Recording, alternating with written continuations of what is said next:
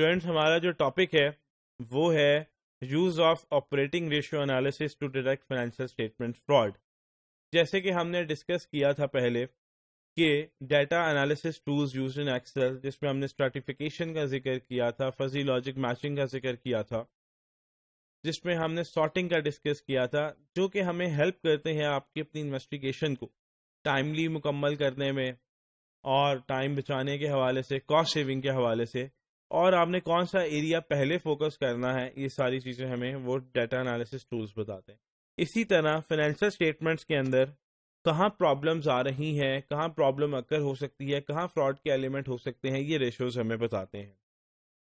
जैसे कि हम फर्स्ट पैराग्राफ देखते हैं, ratio analysis is often much more reliable in detecting red flags associated with financial statement. तो ये रेड फ्लैग्स हैं जो हमें बताते हैं कि कहाँ पे एग्जिस्ट कर रही है प्रॉब्लम या कर सकती है।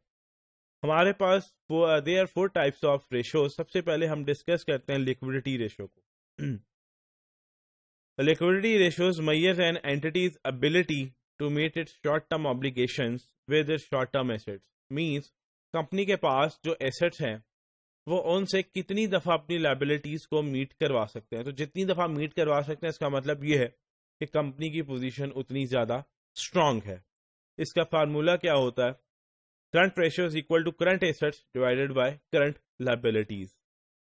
अब आपके पास ये फार्मूला है जिससे आप मालूम कर सकते हैं कि आप जो है अपनी लायबिलिटीज़ को कितनी दफ़ा मीट कर सकते हैं। सेकेंड टाइप ऑफ रेशियो है एक्टिविटी रेशियोज। ये हमें ये बताती हैं कि आप अपने एसेट्स को कितना इफेक्टिवली यूटिलाइज कर रहे हैं। हम पहली रेशियो को देखते हैं। पहली रेशियो आपके पास अकाउंट्स रिसीवेबल टर्नओवर। इसका फार्मूला है annual net sales divided by average accounts receivables. मतलब आपके पास सेल्स कितनी हुई हैं और आपके पास टोटल रिसीवेबल्स कितने हैं। इससे आपको ये पता लगेगा कि आप अपने एसेट्स को कितना इफेक्टिवली यूटिलाइज कर रहे हैं। इसी तरह inventory turnover is equal to cost of goods sold divided by average inventory. इसका ये मतलब है कि आपके पास इन्वेंट्री कितनी कॉस्ट की पड़ी हुई थी, उसमें से आपने बेची कितनी। तो जितनी ज्यादा बेची होगी, इसका मतलब यह कि ज्यादा बेहतर है। तो cost of goods sold divided by average inventory, कि आप अपनी इन्वेंट्री को कितना अच्छा इफेक्टिवली यूटिलाइज कर रहे हो, कितना जल्दी जो है वो आप सेल आउट कर रहे हैं। इसी तरह आपके पास है total assets turnover is equal to net sales divided by average total assets. कि आपके पास सपोज 10 लाख के एसेट्स हैं और उसमें से आप 1 लाख रुपए की सेल्स कर रहे हैं, तो इसका मतलब यह है कि 10%, क्योंकि 1 लाख डिवाइडेड बाय 10 लाख तो 10% बना। इसका मतलब यह है कि आप अपने 10 लाख रुपीज की इन्वेस्टमेंट करके सिर्फ 1 लाख की सेल्स कर रहे हैं। इसका मतलब है कि सिर्फ 10% अपने जो है आपके एसेट्स या रिसोर्सेज आप यूटिलाइज कर रहे हैं, तो ये बहुत कम है। तो आपको अपने एसेट्स को बहुत अच्छा यूटिलाइज करना है और इसका आंसर जितना ज्यादा होगा उतना बेहतर है। इसी तरह है आपके पास लेवरेज रेशियोज।